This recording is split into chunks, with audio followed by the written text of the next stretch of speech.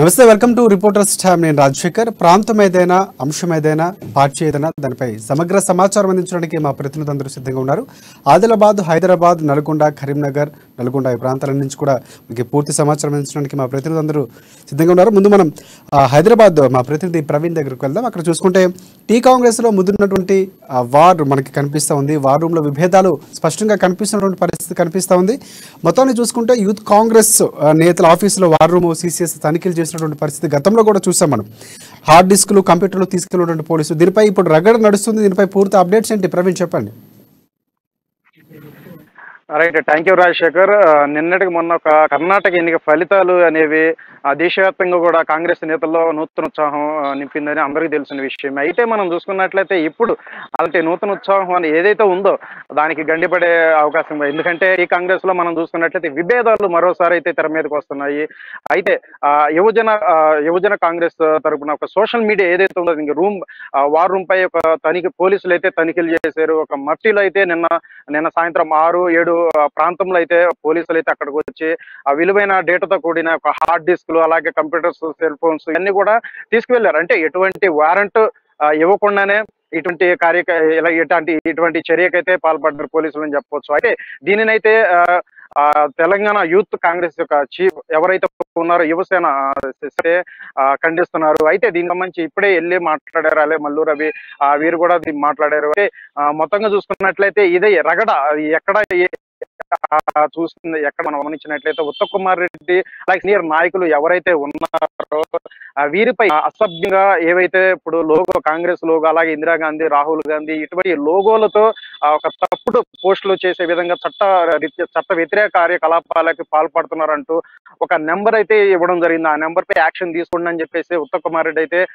Complaint ఇవ్వడం జరిగింది. అయితే డైరెక్ట్ గా కూడా ఎక్కడ కూడా ప్రస్తావించలేదు ఇలా యువజన సంబంధించి యూత్ కాంగ్రెస్ ఏ విధంగా పాల్పడ్డారు, కార్యకర్తలు పాల్పడ్డారని కూడా ఎక్కడ అయినప్పటికీ కూడా ఇటువంటి కంప్లైంట్ అయితే ఇచ్చారు. సో ఈ యొక్క కంప్లైంట్ నేపథ్యం ఇప్పుడు కూడా ఇప్పుడు మన గతం 2 నెలల సమయం అవుతుంది. ఇప్పుడు కూడా ఈ కంప్లైంట్ తీసుకొని కూడా అయితే ఈ కంప్లైంట్ తీసుకొని పోలే ఈ రోజు అంటే నిన్న చూస్తే ఈ యొక్క ఆకస్మిక తనిఖీలు అయితే వెంటనే చేపట్టారు.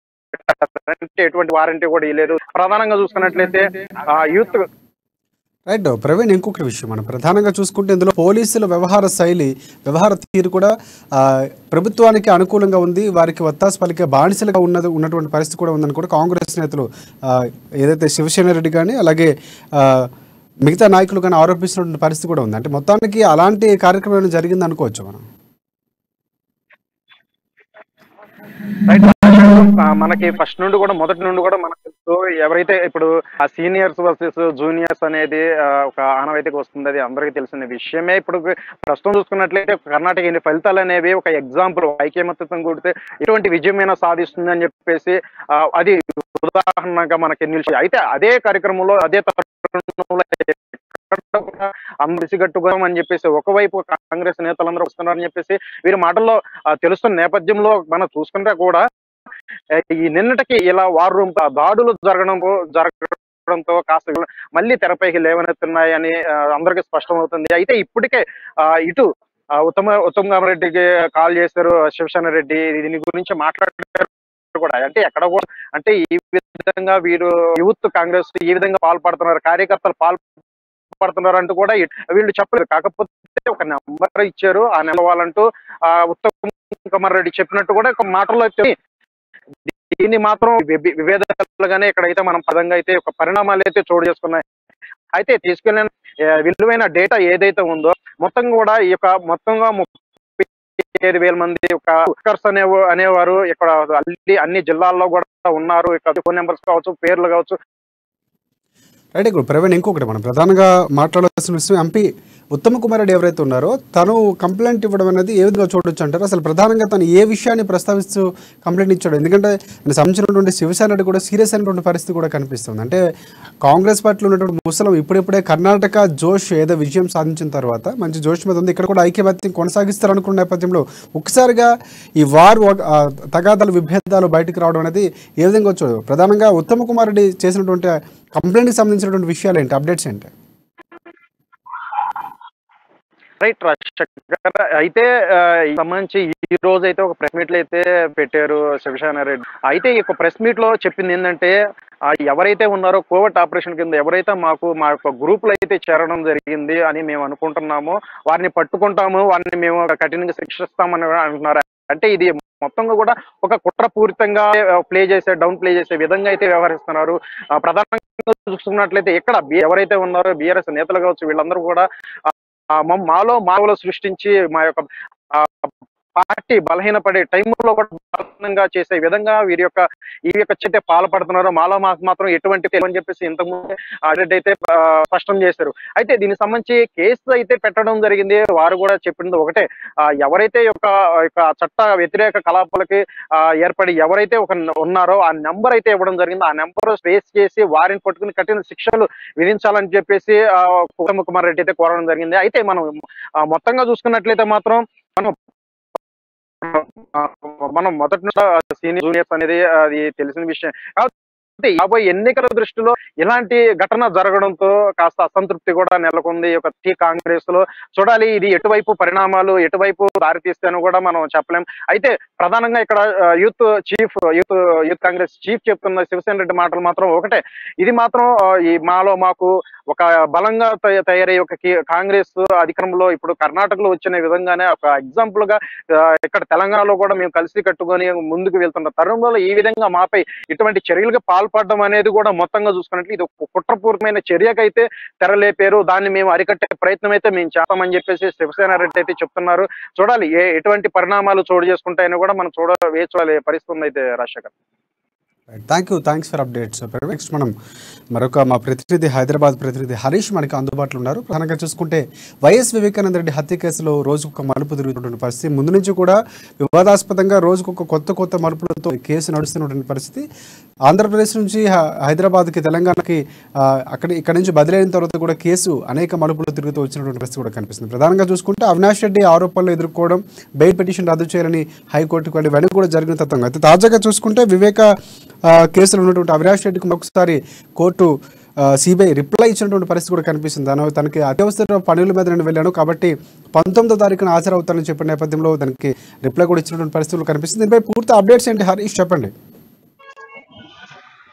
Thank you Rajasekhar. ఏదైతే మాజీ మంత్రి వివేకానంద హత్య కేసు తెలుగు రాష్ట్రాల్లో సంచలనం రేకెత్తిందని చెప్పవచ్చు. ప్రధానంగా ఏదైతే 2019కి సంబంధించి మా వివేకానంద హత్య కేసుకు సంబంధించి అప్పుడు సిట్టు విచారణ కొనసాగుతుంది. సిట్టు విచారణ క్రమంలో అప్పుడున్న టీడీపీ పార్టీ రూలింగ్ లో ఉన్నది. అక్కడి నుంచి కూడా ఏదైతే వైసీపీ పార్టీ రూలింగ్ లో ఉన్నప్పుడు అదే సిబిఐ ఏదైతే జగన్ గతంలో వేసిన సిబిఐ విచారణ జరపాలి కేసులో అనేది ఒక జగన్ అభ్యర్థించాలి.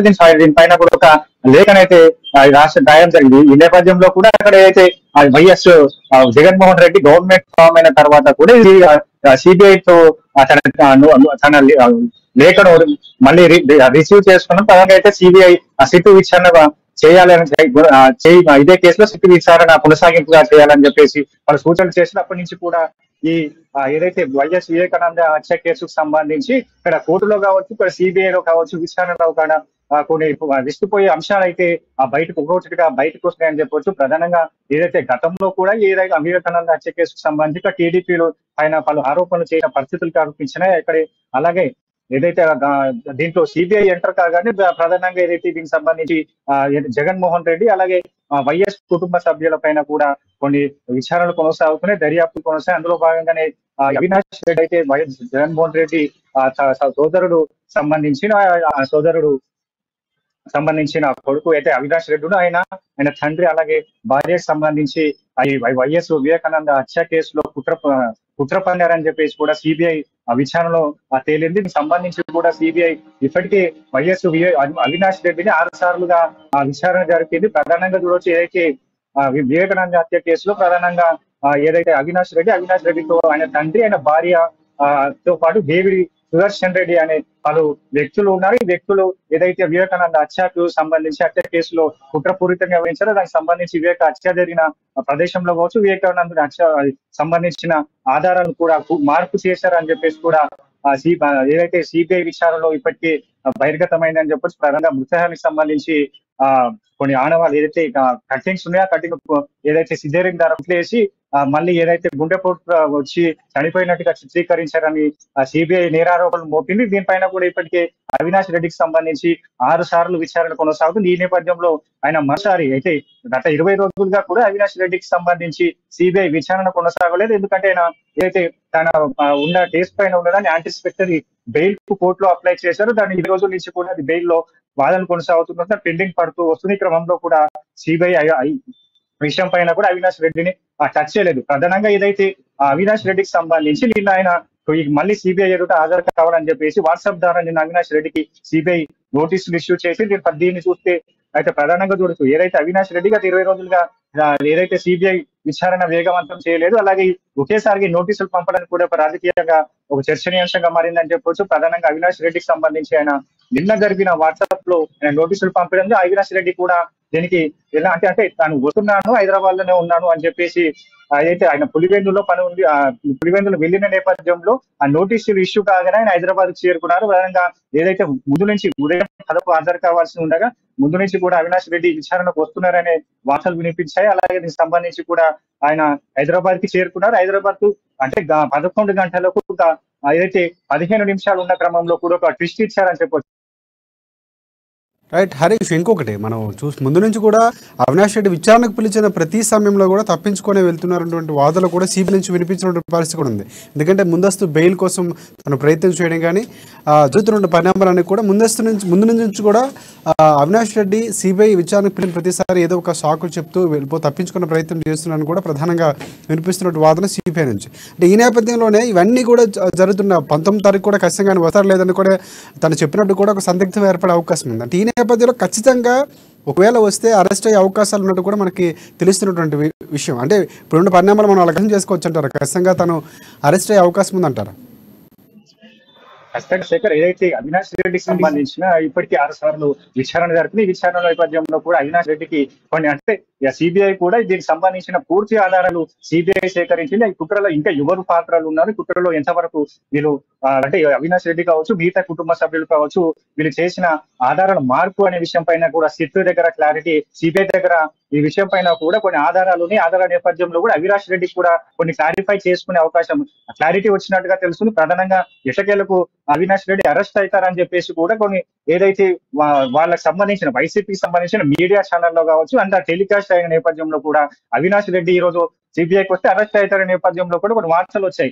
ఈ నేపథ్యంలో అవినాష్ రెడ్డికి సంబంధించి అంటే ఆయన ఎప్పుడు విచారణ జరిపినా దాన్ని దాటి వేసుకు పోతున్నారు. ప్రధానంగా ఈ రోజు మరో 4 రోజుల గడువు కావాలని కూడా అవినాష్ రెడ్డి కోరడం జరిగింది. ఈ నేపథ్యంలో కొన్ని ఏదైతే వార్తలు కూడా వస్తున్నాయి అంటే కావాలని అవినాష్ రెడ్డి ఏదైతే సిబిఐ విచారణకు సంబంధించి వాయిదా వేస్తూ వస్తున్నారు. ప్రధానంగా ఆయన సిబిఐ కార్యాలయంలో విచారణ జరుపుతున్న క్రమంలో అరెస్ట్ కాకుండా ఏదైతే దీనికి సంబంధించి సిబిఐ నేరుగా వచ్చి అవినాష్ రెడ్డిని అరెస్ట్ చేసేందుకు కూడా ప్రయత్నాలు చేస్తున్నారని కొన్ని వార్తలు వస్తున్నాయి. దీనికి సంబంధించి కూడా అక్కడ ఏపీ వ్యాప్తంగా కూడా అవినాష్ రెడ్డి పైన ఇక్కడ టీడీపీ కావచ్చు మిగతా ప్రతిపక్షాలు కూడా మండిపడుతున్న పరిస్థితులు కనిపిస్తున్నాయి. ప్రధానంగా దీనికి సంబంధించి నెల 19వ తేదీన మళ్ళీ అవినాష్ రెడ్డి విచారణకు హాజరు కానున్నారు. దీనికి సంబంధించి అంటే 4 రోజుల గడువును కూడా సిబిఐ సమ్మతించింది. దీనికి సంబంధించి 4 రోజులైన గడువు ఇచ్చింది. మరో 19వ తేదీ తర్వాత అవినాష్ రెడ్డి సిబిఐ ముందుకు వస్తారా రారనే దానిపైన కూడా వెయిట్ చేయాల్సిన అవకాశం అయితే కనిపిస్తుంది.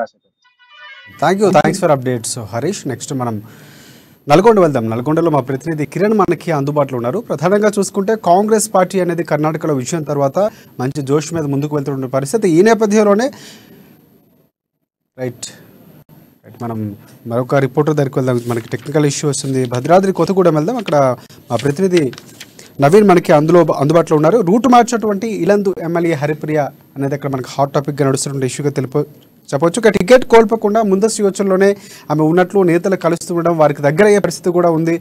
ఆ క్రమంలోనే ఆమె వారికి దగ్గర అయ్యే ప్రయత్నం కూడా చేస్తున్నట్టు తెలుస్తుంది. ఇక వైరాల్ అన్ని కూడా పక్కన పెట్టేసి ఇతర నేతలతో ఆమె భేటీ అవ్వడం, కలుస్తూ ఉండడం కూడా చేస్తున్నటువంటి పరిస్థితి కూడా కనిపిస్తుంది. ప్రధానంగా ఇల్లందులో కాంగ్రెస్ పార్టీకి అలాగే బీఆర్ఎస్ పార్టీకి మధ్య తీవ్ర పోటీ ఉన్నటువంటి పరిస్థితి కూడా ఉంది. దీనిపై పూర్తి అప్డేట్స్ ఏంటి నవీన్ చెప్పండి.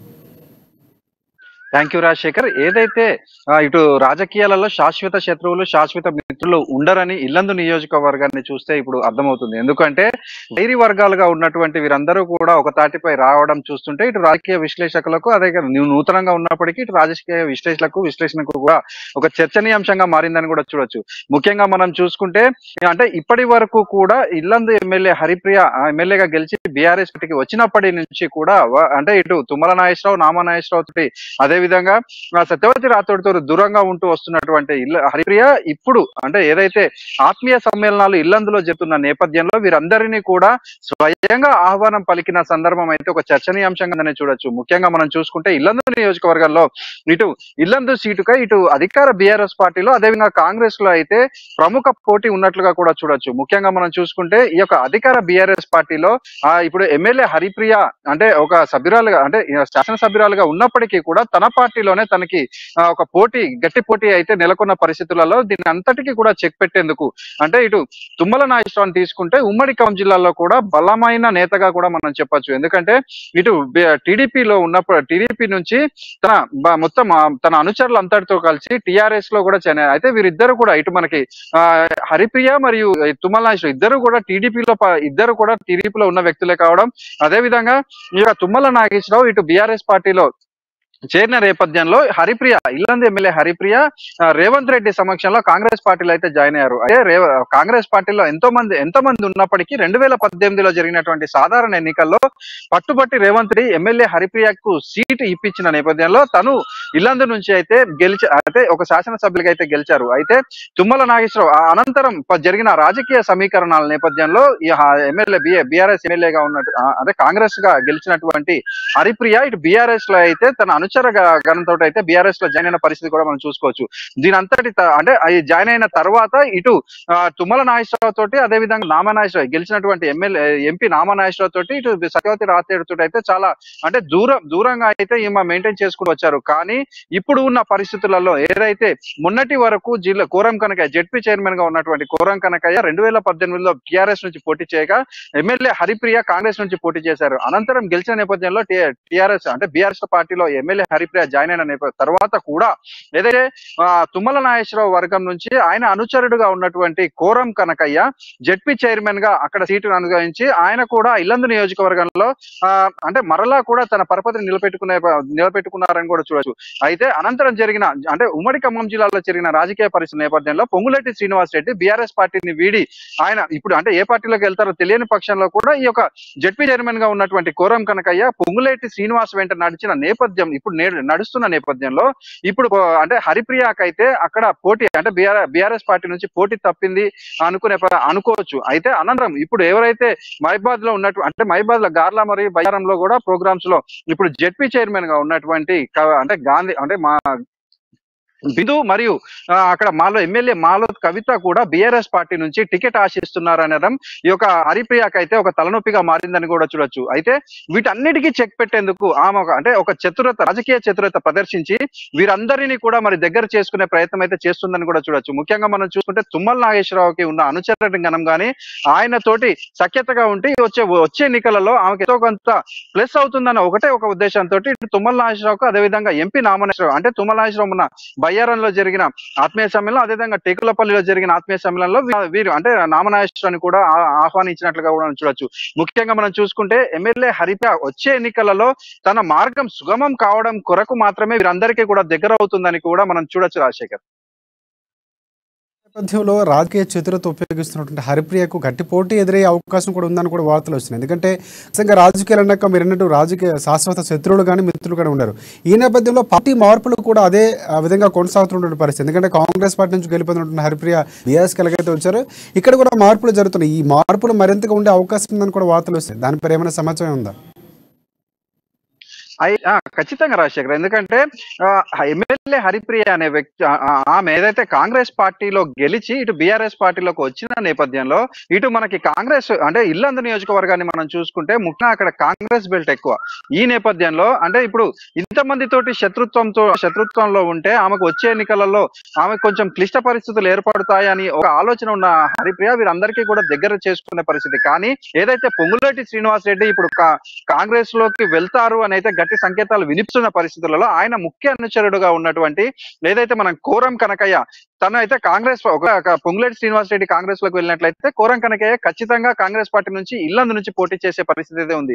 ఏది ఏదేమైనప్పటికీ కూడా ఇటు అధికార బీఆర్ఎస్ పార్టీకి అదే విధంగా కాంగ్రెస్ పార్టీకి మాత్రమే ఇల్లందులో పోటీ అయితే ఉంటుందనే చెప్పొచ్చు. ఎందుకు ఈ నేపథ్యంలో ఎమ్మెల్యే హరిప్రియ పార్టీ మారి అంటే ఒకవేళ బీఆర్ఎస్ పార్టీలో సీటు రాని అంటే రాదు అని కాదు, ఒకవేళ అంటే రాని పక్షంలో ఆమె పార్టీ చేంజ్ అవ్వడానికి కూడా వీలు లేకుండా అంటే ఆల్రెడీ కాంగ్రెస్ సీటుకై ఒకవేళ పొంగులేటి కాంగ్రెస్ లోకి వచ్చినట్లయితే కోరం కనకయ్య అయితే ఒక సీటు అంటే రిజర్వ్ చేసుకొని పెట్టుకున్నారని కూడా చూడొచ్చు. ఈ పరిస్థితులలో ఉన్న పార్టీలో ఉన్నటువంటి శత్రువులందరినీ కూడా సఖ్యత చేసుకోవడమే మంచిదన్న ఒకటే ఒక ఉద్దేశంతో ఎమ్మెల్యే హరి అయితే అడుగులు వేస్తున్నారని కూడా చూడొచ్చు. Rajasekhar, thanks for updates Naveen. Next మనం నల్గొండ వెళ్దాం. అక్కడ మా ప్రతినిధి కిరణ్ మనకి లైన్ ఇందాక డిస్కనెక్ట్ అయింది, మళ్ళీ కొనసాగిద్దాం. అక్కడ చూసుకున్నట్లయితే కామ్రేడ్లపై ఇక కర్ణాటక పార్టీ ఎఫెక్ట్ క్లియర్గా కనిపిస్తూ ఉంది. ఇక పక్క చూపులు చూస్తున్నారు కమ్యూనిస్టులను కూడా మనకు వార్తలు తెలుస్తున్నటువంటి పరిస్థితి. అయితే మునుగోడు ఎన్నికల తర్వాత కాంగ్రెస్ పార్టీ వైపు చూస్తున్నటువంటి పరిస్థితి. ఎందుకంటే బీఆర్ఎస్ పార్టీకి సంబంధించినటువంటి నేతలు ఎవరు కూడా సఖ్యత లేకపోవడం, కేసీఆర్ నుంచి ఎటువంటి పిలుపుకు నోచుకున్నటువంటి వామపక్షాలు ఇప్పుడు కర్ణాటకలో గెలిచిన తర్వాత కాంగ్రెస్ పార్టీ చూస్తున్నట్టు కూడా తెలుస్తుంది. దీనిపై పూర్తి అప్డేట్స్ ఏంటి? రాజశేఖర్, ఇక ఉమ్మడి నల్గొండ జిల్లా విషయంతో పాటు తెలంగాణ రాజకీయాలు ఏదైతే కర్ణాటక ఎలక్షన్లలో కాంగ్రెస్ పార్టీ గెలిచిన తర్వాత రోజు రోజు కూడా సమీకరణాలు మారుతున్నాయి. ముఖ్యంగా ఏదైతే అక్కడ కాంగ్రెస్ పార్టీ గెలిచిందో ఇక్కడ గత కొద్ది రోజులుగా బీఆర్ఎస్ పార్టీకి వామపక్షాలు మద్దతు ఇస్తూ వస్తున్నాయి. మునుగోడు ఎన్నికల్లో కూడా కలిసి పోటీ చేయడం జరిగింది.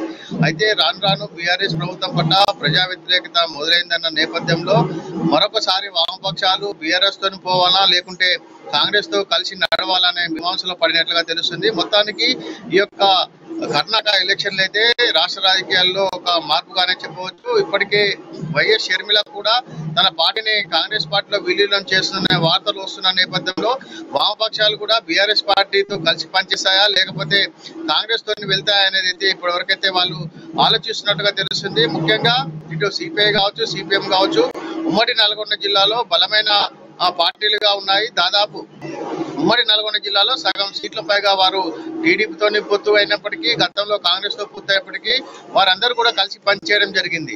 దీంతో కాంగ్రెస్ పార్టీ 10 సంవత్సరాలుగా అధికారంలో లేకపోవడము, 10 సంవత్సరాలుగా బీఆర్ఎస్ పార్టీ అధికారంలోకి రావడంతో వామపక్షాల ఉనికి ఇటు నల్గొండతో పాటు ఖమ్మం అదేవిధంగా తెలంగాణ వ్యాప్తంగా తమ ఉనికిని కోల్పోయాయి. ఈ నేపథ్యంలో మునుగోడు ఉప ఎన్నిక సందర్భంగా కేసీఆర్ వామపక్షాలతో జతకట్టి కలిసి నడుద్దా ఉన్న ప్రక్రియలో వారు మునుగోడు ఉప ఎన్నికల్లో కలిసి పోటీ చేయడం జరిగింది. అక్కడ బీఆర్ఎస్ పార్టీ గెలవడం జరిగింది. ఇక బీఆర్ఎస్ పార్టీ అక్కడ గెలిచిన తర్వాత గడిచిన 6 నెలల పైగా ఇంతవరకు కూడా కేసీఆర్ వామపక్ష పార్టీల నేతలను పిలిచింది కానీ వారితో మాట్లాడింది కానీ రానున్న ఎన్నికల్లో ఎలా పోదామని కానీ సంప్రదించి ఇంతవరకు ఎలాంటిది లేదు. దీనికి వామపక్షాలు గత కొద్ది రోజులు సైలెంట్ గా ఉన్నప్పటికీ మొన్న వచ్చినటువంటి రిజల్ట్స్ లో కర్ణాటకలో కాంగ్రెస్ పార్టీ గెలవడం తోటి మరొకసారి వామపక్షాలు కాంగ్రెస్ తో కలిసి నడిస్తే ఎలా ఉంటుందనే ఆలోచనలో పడ్డట్టుగా తెలుస్తుంది. వీతను తెగదెంపులు చేసుకుని కాంగ్రెస్ పార్టీతో పోయి తమ అనుకున్న సీట్లు ఏదైతే తెలంగాణ వ్యాప్తంగా ఉమ్మడి నల్గొండ జిల్లాతో పాటు ఖమ్మం జిల్లాలో బలంగా ఉన్నటువంటి వామపక్షాలు 10-15 సీట్ల పైగా అడిగి కాంగ్రెస్ తో కలిసినట్లయితే తమకు పూర్వ వైభవం వస్తుందనే ఆలోచనలో పడ్డట్టుగా తెలుస్తుంది. మొత్తానికి కర్ణాటక ఎలక్షన్ లో కాంగ్రెస్ పార్టీ గెలవడం తోటి వామపక్షాలు అయితే గుండ్రాలోచనలో ఉన్నాయి. ఇటు బీఆర్ఎస్ తో తెగదెంపులు చేసి కాంగ్రెస్ పార్టీతో నడుద్దామనే ఆలోచనలో ఉన్నట్టుగా తెలుస్తుంది. రాజశేఖర్, గతం చూసుకుంటే బీఆర్ఎస్ నేతలందరూ కూడా బీఆర్ఎస్ నేతలు కానీ లేకపోతే ఇటువైపు ఉన్నటువంటి వామపక్ష నేతలు కామ్రేడ్స్ కూడా ఒకటే చెప్పారు, ఖచ్చితంగా మేము కేసీఆర్తో కలిసి నడుస్తాం, సీట్ల పంపిణీ కూడా ఉంటుందని ఆ వార్తలు సందర్భంలో వచ్చాయి. కలిసి పోటీ చేస్తే ఖచ్చితంగా తర్వాత ఎన్నికల్లో కలిసే పోటీ చేస్తారు, వారి యొక్క మద్దతు ఉందని కూడా చెప్పినటువంటి పరిస్థితి ఉంది. అంటే ఇప్పుడున్నటువంటి పరిస్థితులు కర్ణాటక ఏదైతే ఎన్నికల్లో కాంగ్రెస్ గెలుపున తర్వాత పూర్తిగా రాజకీయ సమీకరణలు మారిపోవచ్చు అనుకోవచ్చు. ఇంకొకటి ప్రధానంగా బీజేపీ అనేది తమ ప్రత్యర్థి, ఖచ్చితంగా ఆ పార్టీని ఓడించడానికి ఎవరితోనైనా మేము కలిసి వెళ్తామని చెప్పి వామపక్షాలు చెప్పినటువంటి పరిస్థితులు కూడా ఉన్నాయి. అవన్నీ అంచనాతో ఇప్పుడు మనం ఆ విధంగా అనుకోవచ్చు అంటారా? రాజశేఖర్, తప్పకుండా ఒకటే వామపక్షాల లక్ష్యం కేంద్రంలో బీజేపీ ప్రభుత్వాన్ని, వేరే రాష్ట్రాల్లో ఎక్కడ కూడా బీజేపీ ప్రభుత్వాన్ని అధికారంలోకి రానివ్వకుండా చేద్దామనేదే వామపక్షాల యొక్క ప్రధాన లక్ష్యం.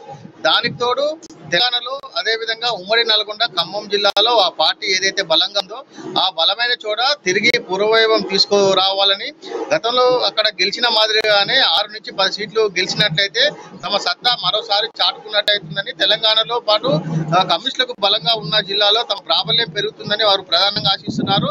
ముఖ్యంగా వారు బీఆర్ఎస్ పార్టీ బలంగా ఉంది, రానున్న ఎలక్షన్ లో కూడా బీఆర్ఎస్ పార్టీ గెలుస్తుందన్న ఆలోచనతోటి గత 6 నెలల క్రితం మునుగోడు ఉప ఎన్నికల్లో బీఆర్ఎస్ పార్టీతో కలిసి నడవడం జరిగింది. ఆ తర్వాత ఎన్నికలు రాకపోవడం, మరో 6 నెలల్లో ఎలక్షన్లు రానున్న నేపథ్యంలో బీఆర్ఎస్ పార్టీపై ఒత్తిడి పెంచి తమకు అనుకునే విధంగా సీట్లు ఉమ్మడి నల్గొండతో పాటు ఖమ్మం, అదే విధంగా కరీంనగర్ బలం ఉన్న చోట్ల సీట్లు అనే ఆలోచనలో పడ్డారు. అయితే ఇప్పటికే కర్ణాటకతో పాటు తెలంగాణలో కూడా అధికారంలో వచ్చి 9 సంవత్సరాలు, దాదాపు 10 సంవత్సరాలుగా ఎలక్షన్ల వరకు టీఆర్ఎస్ ప్రభుత్వం అధికారంలోకి వచ్చి 10 సంవత్సరాలు అవుతుంది. దీనికి ఇప్పటికే ఇక్కడ ప్రజల్లో వ్యతిరేకతతో పాటు ఉద్యోగము, అదే విధంగా అవినీతి ఆరోపణలు ఎదుర్కొన్న బీఆర్ఎస్ ప్రభుత్వము ఈ రానున్న ఎన్నికల్లో గెలుస్తుందా లేదా, కర్ణాటకలో టీఆర్ఎస్ పార్టీ గెలిచిందో ఆ యొక్క ప్రభావం ఇక్కడ పడుతుందా, పడినట్లయితే కాంగ్రెస్ పార్టీకి ఇక్కడ గెలుస్తుందనే ఆలోచనతోటి రావడంతో ఒకటేసారి వామపక్షాలు గత కొద్ది రోజులుగా ఏదైతే బీఆర్ఎస్ పార్టీతో ఉంటున్నారో ఇప్పుడు కాంగ్రెస్ పార్టీతో వెళ్తే తమకు లాభం చేకూరుతున్న ఆలోచనలో పడ్డట్టుగా తెలుస్తుంది. ఏదేమైనా కూడా కాంగ్రెస్ తో పోయి కలిస్తే రానున్న ఎలక్షన్ లో తమకు అనుకున్న సీట్లను కాంగ్రెస్ పార్టీ దగ్గర ఉంచి తమకు అనుకూలమైన సీట్లు సాధించుకోవాలని వారు ఆలోచిస్తున్నారు. ఇప్పటి వరకు అయితే కేసీఆర్ మునుగోడు ఉప ఎన్నికల్లో వామపక్ష పార్టీలను పిలిపించుకొని అక్కడ తన మద్దతు కోరినప్పటికీ ఆ ఎలక్షన్లు అయిపోయిన తర్వాత కూడా ఇంతవరకు వారికి పిలిచి వారి దగ్గర తీసుకొని ఎలాంటి సీట్ల విషయంలో కానీ రానున్న రోజులు ఎలా నడుచుకోవాలనే దానిపై ఇంతవరకు చర్చించలేదు. దీంతో ఒకేసారి కేసీఆర్ ఇదంతా అహంకార ధోరణికి అవలంబిస్తున్నాడని, తమను దగ్గర తీయడం లేదని, ఒకవేళ మేము కేసీఆర్ దూరం అన్నట్లయితే పెరుగుతున్న అసంతృప్తి వల్ల ఇక్కడ బీఆర్ఎస్ ప్రభుత్వం కర్ణాటకలో మాదిరిగానే ఓడిపోయే అవకాశం ఉంటుంది. కాబట్టి కాంగ్రెస్ తో కలిసి పనిచేస్తే తమకు లాభము, కాంగ్రెస్ పార్టీకి లాభం అన్న ఆలోచనలో వారు ఉన్నట్టుగా తెలుస్తుంది. రాజశేఖర్, నెక్స్ట్ మనం ఆదిలాబాద్ వెళ్దాం. అక్కడ మా రీజనల్ కోఆర్డినేటర్ సత్యనారాయణ మనకు అందుబాటులో ఉన్నారు. ఇక్కడ ప్రధానంగా చూసుకుంటే సమస్యల వలయంలో ఆదిలాబాద్ మండలం మంగ్లీ గ్రామం ఉన్నట్టు కూడా తెలుస్తుంది. కనీస మౌలిక సదుపాయాలు లేక అక్కడ గ్రామస్తులు తీవ్ర ఇబ్బందులు పడుతున్నటువంటి పరిస్థితి, తాగడానికి నీరు లేక, అలాగే రోడ్లు లేక ఇబ్బంది పడుతున్న పరిస్థితి, కనీసం నిత్యావసర సరుకులు కొనుక్కోవాలి కూడా గుట్టలపై నుంచి వెళ్ళి ప్రయాణం చేయవలసిన పరిస్థితి. అంత ఇబ్బందుల్లో అక్కడ ప్రజలు జీవనం సాగిస్తున్నటువంటి పరిస్థితి కూడా ఉంది. దీనిపై అక్కడ ఉన్నటువంటి సమస్యలపై కాంగ్రెస్ నేతలు, కాంగ్రెస్ కార్యకర్తలు కూడా ఆరా తీసినట్టు తెలిసింది. వారికి అధికారంలోకి వస్తే ఖచ్చితంగా వారి యొక్క సమస్యలు పరిష్కరిస్తామని చెప్పి వారికి చెప్పినటువంటి పరిస్థితులు కూడా తెలుస్తుంది. మొత్తానికి అధికార పార్టీపై ఒత్తిడి తీర్చేందుకు కాంగ్రెస్ పార్టీ కూడా ప్రయత్నం చేస్తున్నట్టు పూర్తిగా తెలుస్తుంది. దీనిపై పూర్తి అప్డేట్స్ ఏంటి సత్యనారాయణ చెప్పండి. Good evening Rajasekhar, thank you. ప్రధానంగా చూసుకున్నట్టయితే ఆదిలాబాద్ రూరల్ మండలంలోని వాన్వట్ట గ్రామ పంచాయతీ పరిధిలోని మంగ్లీ గ్రామంలో అయితే చాలా కష్టాలు పడుతున్నారు అక్కడ ఆదివాసీ గిరిజన జనం. ప్రధానంగా మనం విజువల్స్ లో చూస్తున్నట్టుగా అక్కడ కొండలు, గుట్టలు, రాళ్ళు, రప్పలు దాటుకుంటూ నీటి కోసం భగీరథ ప్రయత్నం చేస్తున్నారు. అంటే అక్కడ ఉన్నటువంటి యొక్క ఏవైతే బోరు బావులు గాని ఎండిపోవడంతో వారు తాగునీటి కోసం, కుక్కెడు తాగునీటి కోసం అష్ట కష్టాలు పడుతున్నారు.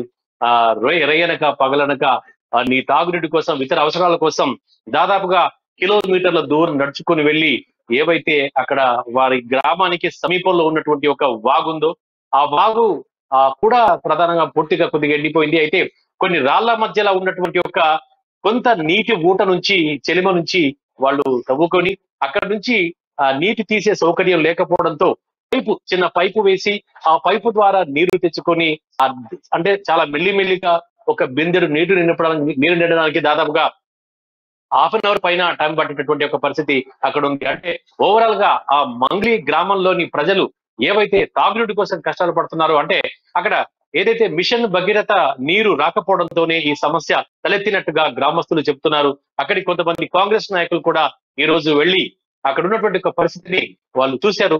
అక్కడ చూసిన తర్వాత ఆ ప్రభుత్వానికి నివేదించారు. ఇక్కడ ఆదివాసీలు పడుతున్న కష్టాలు ఈ విధంగా ఉన్నాయి, వీళ్ళ కష్టాలు గట్టెక్కించే వాళ్ళు లేరా అనేటటువంటిగా వినదనంగా వాళ్ళు అయితే ఒక అధికారులకైతే మెమోరాండం ఇచ్చారు. అంటే ఇదే కాదు, ఇప్పటికీ వాళ్ళు ఎన్నో సార్లు కూడా ఈ యొక్క తాము నీటి కష్టాల గురించి, తాగునీటికి పడుతున్న అవస్థల గురించి అయితే వాళ్ళు అధికారులకైతే చెప్పారు. కానీ వాళ్ళంతా కూడా ఆ మొర ఎవరు పట్టించుకోలేదని తెలుస్తోంది. ఇప్పటికి కూడా అంటే ఇక్కడైతే ఆదిలాబాద్ లో ఎండలు మాత్రం మండిపోతున్నాయి. దాదాపుగా ఈ రోజు గరిష్టంగా 43 డిగ్రీలకు పైగా ఉష్ణోగ్రతలు నమోదయ్యాయి. ఇటువంటి స్థితిలో మూగ జీవాలు అల్లాడుతున్నాయి. అలాగే ఆ ప్రజలు కూడా తాగునీటి కోసం చాలా ఇక్కట్లు పడుతున్నారు. ఇంత పోయిన తర్వాత అక్కడ నీరు ఏదైతే తాగడానికి తెచ్చుకున్న నీరు కూడా శుద్ధ జలం కాదు. ఒక చెలిమ నుంచి తవ్వుకున్నటువంటి ఒక నీరు. ఇలాంటి నీరు తాగి కూడా ఆదివాసీ గిరిజన జనం అనారోగ్యం పాలవుతున్నారు. అంటే మొత్తం మీద ప్రభుత్వం అయితే దీని మీద దృష్టి సారించాల్సిన అవసరం ఎంతైనా ఉంది. ఆదివాసీ గిరిజనులు పడుతున్నటువంటి ఒక నీటి కష్టాలను తొలగించాల్సినటువంటి ఒక బాధ్యత ప్రభుత్వంపై ఉందని చెప్పేసి అక్కడికి ఏదైతే ఆ పరిస్థితిని స్వయంగా చూసేందుకు వెళ్ళినటువంటి ఒక కాంగ్రెస్ నాయకులు ఆరోపిస్తున్నారు. ఇదొకటే కాదు, అంటే కేవలం ఆదివాసీ గిరిజన గూడ మంగ్లీ గ్రామం ఒక తాగునీటి కష్టాలే కాదు, అక్కడ ప్రధానంగా చూసుకున్నట్టే మనకు విజువల్ లో స్పష్టంగా కనపడుతుంది ఒక సరైన రోడ్డు సౌకర్యం లేదు. వాళ్ళు ఎక్కడికి వెళ్ళాలన్నా కూడా దాదాపుగా కొన్ని 6 కిలోమీటర్ల దూరం నడిచి ఏవైతే ఒక ప్రధాన రహదారి కూడా లేదు. రాళ్ళు రప్పలు గుట్టలు వంకలు దాటుకుంటూ వెళ్లాల్సినటువంటి పరిస్థితి మంగ్లీ గ్రామంలో ఉంది. ఇది ఒకటే కాదు, ఇక్కడ ఆదిలాబాద్ జిల్లాలోని ఉమ్మడి ఆదిలాబాద్ జిల్లాలోని చాలా ప్రాంతాల్లో కూడా ఇలాంటి పరిస్థితి మనకు కనిపిస్తోంది. ఎక్కడికి వెళ్ళినా కూడా అయితే రోడ్డు సౌకర్యం లేకపోవడమో, లేదంటే తాగునీటి కష్టాలకు ఇక్కట్లు పడడమో, లేదంటే మరికొన్ని సమస్యలు. ఇప్పటికీ ఇక్కడ చాలా ఏరియాల్లో అంధకారంలో కొంతమంది ప్రజలు కూడా ఉండడం చాలా విచారకరం. అంటే ఈ మొత్తం మీద ఆదిలాబాద్ వెనుకబడ్డ ప్రాంతంగా అభివర్ణిస్తున్నారు రాజకీయ నాయకులు, ప్రతిపక్షాలు. అది చూస్తుంటే మాత్రం నిజంగా అనిపిస్తుంది. ఎందుకంటే ఇప్పటికి కూడా ఇక్కడ తాగునీటి కోసం అంటే ఎంత బాధాకరం. ఒక గుక్కెడు తాగునీటి కోసం జనం అల్లాడిపోతుండడం అనేది ఆ దృశ్యాలు మనం చూస్తున్నట్టయితే అవి హృదయాన్ని ద్రవించేసే విధంగా ఉన్నాయి. దాదాపుగా ఆ చంటి పిల్లల్ని ఎత్తుకొని బిందెలు చంకన పెట్టుకుని కిలోమీటర్ల కొడిచి, అంటే మామూలుగా ఏ బరువు లేకుండా ఆ రాళ్ళు రప్పల మీద నడవడమే కష్టంగా ఉంటుంది. అలాంటి సందర్భాల్లో బిందెను ఎత్తుకొని నడవడం, అతి కష్టంగా నీళ్లు తెచ్చుకోవాల్సిన దుస్థితి రావడం చూస్తుంటే బతుకు అక్కడ ఉన్నటువంటి ఒక గ్రామస్తులు, తర్వాత అక్కడ ఉన్నటువంటి ఒక కాంగ్రెస్ నాయకులు, మిగతా ప్రతిపక్షాలు కూడా ఈ యొక్క చర్యను, అంటే ఈ వీళ్ళ యొక్క బాధలు వర్ణనాతీతంగా వాళ్ళు చెప్తున్నారు. అంటే ఈ ప్రధానంగా అంటే ఒక మంగ్లీ ఈ వాన్వటి గ్రామ పంచాయతీ పరిధిలోని మంగ్లీ గ్రామమే కాదు, ఇక్కడ ఉన్నటువంటి గతంలో సిరికొండ గాదిగూడ ప్రాంతాల్లో కూడా ఇలాంటి పరిస్థితులు మనకు రైట్. సచిన్, ఇంకోటి ప్రధానంగా సినిమాలలో విజువల్స్ చూస్తూ ఉంటాం, మరి అతి కష్టం మీద నీళ్లు తెచ్చుకోవడం కోసం ఇబ్బంది పడినట్టు సిచ్యువేషన్స్. కానీ కళ్ళ ముందు ఇంత జరుగుతూ ఉన్నా ఇన్ని రోజుల నుంచి అధికారులు లేకపోతే ప్రభుత్వాలు ఏవైతే పాలకులు ఉన్నారో వాళ్ళ యొక్క నిర్లక్ష్యం కూడా క్లియర్గా కనిపిస్తుంది అనుకోవచ్చు. ఎందుకంటే ఇంత జరుగుతూ ఉన్నా ఒక వెనకబడినటువంటి ప్రాంతంగా కాకుండా అధికారులు లేకపోతే రాజకీయ నాయకులు వెనక్కి నెట్టేసినటువంటి ప్రాంతంగా కూడా మనం అభివర్ణించవచ్చు. ఎందుకంటే అంత కష్టం పడుతున్న, ఇంత స్వతంత్రం వచ్చి ఇన్నేళ్ళు గడుస్తున్నారు కూడా ఇప్పటికీ కూడా వారికి తాగునీటికి ఇబ్బంది పడుతున్న పరిస్థితి అంటే అధికారులు కానీ లేకపోతే ప్రభుత్వాలు కానీ ఎంత దౌర్భాగ్య పరిస్థితిలో వారి యొక్క పాలన కొనసాగిస్తున్నారో మనకు అర్థం పట్టేలాగా సిచ్యువేషన్స్ ఉన్నాయి. దీనిపై పూర్తి మార్పు రావాలంటే ఖచ్చితంగా మార్పు రావాలి. ఆ దిశగా వారి యొక్క ఓటుని చూపించాలని కూడా మనం అనుకోవచ్చు అంటారు. ఎందుకంటే అలాంటి సందర్భాల్లో వారి యొక్క ఓటు ద్వారా సమాధానం చెప్తేనే పాలకుల్లో మార్పు వస్తుందని మనం ఆశించవచ్చు అంటారు.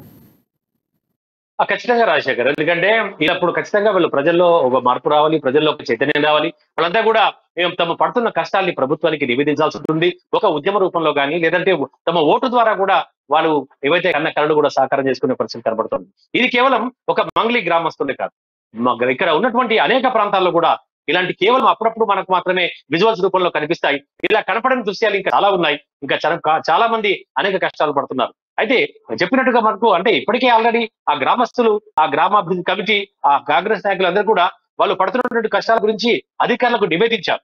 అయితే గతంలో అక్కడ ఉన్నటువంటి ఒక మిషన్ భగీరథ పైప్ ఏదైతే ఉందో దాని ద్వారా అంతకు ముందు వారంకోసారి 2 రోజులకోసారి నీళ్ళు వచ్చేవిగా చెప్తున్నారు. అయితే ఈ ఎండాకాలంలో పూర్తిగా అక్కడ ఉన్నటువంటి ఆ గ్రామంలో ఏదైతే మంగ్లీ గ్రామం ఉందో ఆ మంగ్లీ గ్రామంలో వేసినటువంటి ఒక బోరు, తర్వాత ఊట బావులు అన్ని కూడా పూర్తిగా ఎండిపోయినటువంటి ఒక పరిస్థితి అక్కడ కనబడుతోంది. అంటే భూగర్భ జలాలు పూర్తిగా అడగంటిపోయాయి ఎండాకాలంలో. ఎందుకంటే అది కొండ ప్రాంతం కాబట్టి, గుట్ట ప్రాంతం కాబట్టి, అక్కడ రాళ్ళు రప్పలే ఉంటాయి కాబట్టి అక్కడ నీటి చెలిమ ఊరే పరిస్థితి చాలా తక్కువగా కనిపిస్తుంది. కాబట్టి అక్కడ ఉన్నటువంటి ప్రజలు నీటి కష్టాలు పడుతున్నారు. అందుకే వాళ్ళు కష్టాల్ని, బాధల్ని అధికారులకు నివేదించుకున్నా కూడా అది ఏమాత్రం వాళ్ళ కంటి తురుపు చర్యగానే భావిస్తున్నారు. అది మొత్తం మీద ఈ అక్కడ ఉన్నటువంటి ఒక కాంగ్రెస్ నాయకులు కావచ్చు, ప్రతిపక్షాలకు కావచ్చు, లేదంటే గ్రామస్తులు కావచ్చు, లేదా గ్రామాభివృద్ధి కమిటీ కావచ్చు, మొత్తం మీద గ్రామస్తుల వైపు నిలబడి వాళ్ళ తాగునీటి కష్టాలు తీర్చాల్సిన బాధ్యత మాత్రం ఈ ప్రభుత్వంపై ఎంతైనా ఉందని చెప్పేసి అక్కడ నాయకులు చెప్తున్నారు రాజశేఖర్.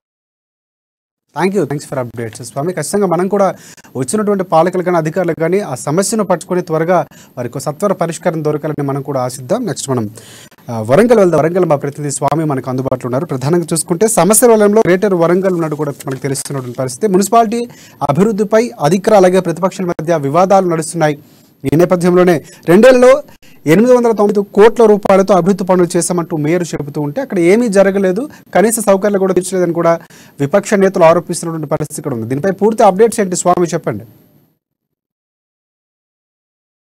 చూసుకుంటే గ్రేటర్ వరంగల్ మున్సిపాలిటీలో కూడా జరుగుతుందని చెప్పుకోవచ్చు. పేరుకే మాత్రం గొప్పలుగా ఆ పేపర్లకే పరిమితి అవుతుందని చెప్తున్నారు. కానీ ఎక్కడ కూడా అంటే గ్రేటర్ వరంగల్ మున్సిపల్ కార్పొరేషన్ పరిధిలో కూడా 66 డివిజన్లు ఉంటే కూడా అక్కడికి కనీసం ఈ అధికారి కూడా 66 డివిజన్లను కూడా తిరిగి చూసిన నేపథ్యంలో ఇంత లేకపోయింది. కానీ మొత్తానికి చూసుకుంటే ఎక్కడ వేసిన మురికి కాలంలో అక్కడే ఉండిపోయాయి. నాలాలు కూడా తీసి కూడా అట్లనే బజార్లను వదిలిపెట్టిన పరిస్థితి కూడా కనపడుతుంది. కానీ చూసుకుంటే నిన్న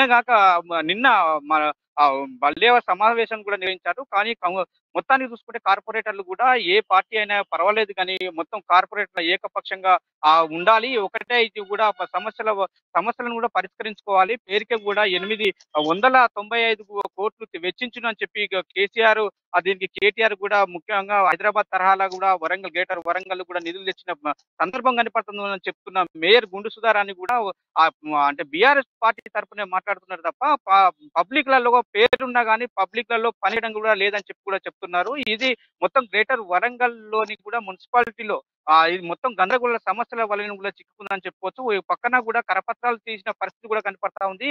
అట్లాగే కూడా అంటే నిన్నగాక మొన్న అంటే ఇక్కడ ఉన్న మంత్రులే కావచ్చు లేకపోతే ఎమ్మెల్యేలు కావచ్చు కూడా సీఎం కప్పు క్రీడలలో నిమగ్నమైపోయారు. అట్లాగే కూడా కర్ణాటకలో కాంగ్రెస్ కూడా అంటే బీభత్సం సృష్టించినందుకు కూడా వీళ్ళు సద్దుమంది కూడా మొత్తము కేసీఆర్ నేపథ్యంలో కూడా కేసీఆర్ కూడా వీళ్ళ మంత్రులను కానీ ఎమ్మెల్యేలను కానీ పిలిచిన పరిస్థితి కనపడుతుంది. కేవలం ఒక ఎమ్మెల్సీ బస్వరాజ్ సారే మాత్రం కూడా హాజరైన పరిస్థితి ఉంది. కానీ అక్కడ గ్రేటర్ వరంగల్ మున్సిపల్ కార్పొరేషన్ లో కూడా కార్పొరేటర్ల సమావేశం నిర్వహించినప్పటికీ కూడా ఒక ఐఏఎస్ అధికారి ఉన్నప్పటికీ కూడా సమస్యలను కూడా ఏమైనా తీర్చలేకుండా పోయినని చెప్పి కూడా కార్పొరేటర్లు ఆందోళన చేస్తున్న పరిస్థితి కనపడుతుంది. రాజశేఖర్ 195 కోట్ల రూపాయలతో అభివృద్ధి పనులు చేసామని మేయర్లు చెబుతున్నారు. అలాగే తాగునీటి సమస్య కానీ, ముంపు నివారణ కానీ, పూడుగుతీత పనులు కానీ, వీధి వ్యాపారస్తులకు రుణాలు మంజూరు చేయడం కానీ ఇవన్నీ కూడా చేసామని మేయర్ చెప్తున్న పరిస్థితి. అలాంటి పరిస్థితులు అక్కడ ఉన్నాయి ఆ మున్సిపాలిటీలో. దీనిపై మీకేమైనా సమాచారం ఉందా? కూడా మొత్తానికి కొంతమంది మాత్రమే అంటే పార్టీ అనుకూలంగా బీఆర్ఎస్ పార్టీకి అనుకూలంగా చిరు వ్యాపారులకు కూడా మామూలు అంటే 50,000 అంటే లోను వ్యాపార రీత్యా నేపథ్యం ఉంది. కానీ ఒక దాని శాంపిల్ గా ఇచ్చి మిగతా వాళ్ళందరికీ కూడా పేదలను కూడా అట్లాగే ఎక్కడ వేసిన గొంగడి ఆ విధంగా ఉంటూ కూడా చెప్తున్న పరిస్థితి కనపడుతుంది. మొత్తానికి కార్పొరేటర్లు అందరూ అంటే బీజేపీ కొంతమందికి గెలిచారు, కాంగ్రెస్ కొంతమంది గెలిచారు. కానీ మిగతా వాళ్ళంతా కూడా బీఆర్ఎస్ పార్టీ ఉన్నప్పటికీ కూడా నిధులు లేక కూడా వాళ్ళు విలవిలలాడిపోతున్నది. కానీ ప్రాతినిధ్యం మాత్రం మేయర్ గుండు సుధారాన్ని మాత్రం అనుచరులకు తప్ప వేరే ప్రభుత్వానికి కూడా లేకుండా పోతుంది అని చెప్పి కూడా పరిస్థితి కనపడతా ఉంది. కానీ మొత్తానికి చూసుకుంటే కూడా కాంగ్రెస్ బీఆర్ఎస్ కార్పొరేటర్లు కూడా ముక్కుమ్మడిగా అంటే మన గ్రేటర్ వరంగల్ మున్సిపల్ కార్పొరేషన్ లో నిధులు ఏ విధంగా వచ్చాయి, ఏ విధంగా ఖర్చు చేశారు కూడా అడిగినప్పటికీ కూడా వాళ్ళు లెక్కలు కూడా చెప్పలేని పరిస్థితి. రైట్, అధికారులు నిధుల గురించి క్లియర్ గా చెప్పినటువంటి పరిస్థితి కూడా ఉంది. దీనిపై ఫిర్యాదులు ఏమైనా అందా అంటే ఫిర్యాదులు సంబంధించినటువంటి విషయాలు అంటే మా ఏరియాలో ఈ పనులు కొరత ఉంది లేకపోతే దీన్ని పూర్తి చేయండి అన్నటువంటి వినతి పత్రాలు ఏమైనా మున్సిపల్ అధికారులకు వెళ్ళడం కానీ ఇలాంటి సందర్భాలు ఏమైనా ఉన్నాయా? ఎస్ రాజశేఖర్, మొత్తానికి గ్రేటర్ మున్సిపాలిటీ కార్పొరేషన్ సమావేశం గుర్తు చేయని వ్యక్తులు కూడా మున్సిపాలిటీలో మొత్తం గందరగోళానికి పోతుంది, సమస్యల వలయంలో చిక్కుకొని పోతుందని చెప్పి కూడా కరపత్రాలు తీసిన పరిస్థితి నిన్న కనపడతా ఉంది. మొత్తానికి చూసుకుంటే అంటే వాళ్ళు అంటే అడిగినా కానీ డైరెక్ట్ గా వచ్చి అడగకుండా కానీ కరపత్ర రూపంలో కూడా చేసిన పరిస్థితి కూడా కనపడతా ఉంది. కానీ మొత్తానికి చూసుకుంటే కూడా ఉమ్మడి వరంగల్ జిల్లా వ్యాప్తంగా కూడా లేని విధంగా కూడా ఇక్కడ సేవలు అందిస్తున్నామని చెప్పుతున్న మన మేయర్ గుండు సుధారాణి మాత్రము ఆ కార్పొరేటర్లు మభ్యపెట్టే పరిస్థితి చేస్తా ఉన్నది. కానీ మొత్తానికి చూసుకుంటే కూడా ఇక్కడ అంటే 66 డివిజన్లో కూడా అంటే కొత్తగా ఏర్పడ్డది బట్టుపల్లి, కాజీపేట తరహాలో కూడా కొత్తగా ఏర్పడ్డ వాటిని కూడా కనీసానికి వాళ్ళ ఇండ్ల స్థలాలు లేవు. మురికి కొంపలలో అంటే ముంపు ప్రాంతాలు ఉన్నాయి. కనీసం మోరీలు కూడా వేసే పరిస్థితి లేదు. నిన్నగాక మొన్న ధర్నాలు చేసిన పరిస్థితి కూడా ఇవాళ కూడా ఆర్టీఐ కూడా వాళ్ళ పార్టీ కార్యాలయం కూడా కలెక్టరేట్ ముట్టొచ్చిన పరిస్థితి కూడా కనపడతా ఉంది. కానీ అట్లాగే కూడా ఈ మన గుండు సుధారాన్ని మాత్రం కొంతమంది కార్పొరేట్లను కూడా మభ్యపెట్టి ముసికాయ రాసి వారందరినీ అంటే గుప్పిట్లో తీసుకోవడానికి ప్రయత్నం చేస్తున్నప్పుడు కూడా ఆ కార్పొరేటర్లు మాత్రము నిలదీస్తూనే ఇప్పటి వరకు కూడా నిలదీస్తూనే వస్తున్నారు. మా డివిజన్ లో కూడా ముఖం చాటే 2 ఏళ్లు అంటే గెలిచి ఇప్పటికి కూడా 2 ఏళ్లు గడుస్తా ఉన్నప్పటికీ కూడా డివిజన్ లో తిరిగే ముఖం లేకుండా పోతుందని చెప్పి కూడా అధికారులతో కూడా మేజర్ తో కూడా వాగ్వాదం దిగిన పరిస్థితి కూడా కనపడుతుంది. Rajasekhar, right, thanks for update Swamy. Next మనం మెదక్ వెళ్దాం. అక్కడ మా ప్రతినిధి సునీల్ మనకి అందుబాటులో ఉన్నారు. ప్రధానంగా చూసుకుంటే అకాల వర్షాలు నిండా రైతులు ముంచినటువంటి పరిస్థితి, ధాన్యం కొనుగోలు ప్రభుత్వం చేస్తామని కేసీఆర్ హామీ ఇచ్చినటువంటి పరిస్థితి. అయితే ఇప్పటికీ కూడా తూకం వేసినా కూడా నెలలు గడుస్తున్నా ఇప్పటికీ ధాన్యం తరలించినటువంటి పరిస్థితి కనిపిస్తూ ఉంది. మెదక్ జిల్లా విల్దిత్తులో ప్రధానంగా రైతులు ధర్నా వినూత్నంగా చేశారు. ముళ్ళ కంచెలు వేసుకొని అక్కడ వారు రైతులు ధర్నా చేస్తున్నటువంటి పరిస్థితి కూడా కనిపిస్తూ ఉంది. లారీలు కొరత ఉందని అధికారులు చెబుతున్నప్పుడు కూడా ఇంతవరకు అధికారులు జాప్యం కనిపిస్తుంది. తరలించడంలో పూర్తిగా జాప్యం చేస్తూ వారి యొక్క రైతులు ఇబ్బంది పెడుతున్న పరిస్థితి కూడా కనిపిస్తుంది. పూర్తి అప్డేట్స్ ఏంటి చెప్పండి సునీల్.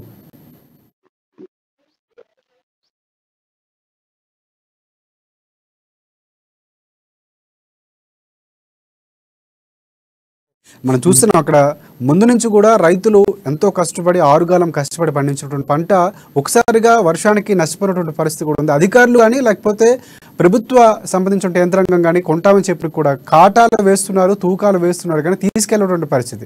అంటే తీసుకెళ్లేంత వరకు పూర్తి రైతులదని చెప్తున్నారు. ప్రభుత్వం మేము కొంటాం, మీకు ఎటువంటి ఆందోళన చెందవలసిన అవసరం లేదు, ఖచ్చితంగా మద్దతు ధర ప్రకటిస్తామని చెప్తున్నప్పటికీ కూడా అక్కడ ఉన్న అధికారులు మాత్రం విరుద్ధంగా ప్రవర్తిస్తున్నటువంటి పరిస్థితి, రైతులు ఇబ్బంది పడుతున్న పరిస్థితి, దాదాపుగా 4 రోజులు కొనసాగుతున్నటువంటి పరిస్థితి. అయినా ఇప్పటికీ నిమ్మకు నీరెత్తినట్లు వ్యవహరిస్తుంటే ప్రభుత్వం ఖచ్చితంగా ఈ చర్యల ద్వారా ఇలాంటి ధర్నాల ద్వారా మనకు స్పష్టంగా అర్థమవుతున్న పరిస్థితి కూడా కనిపిస్తుంది. రైట్ సునీల్, చెప్పండి.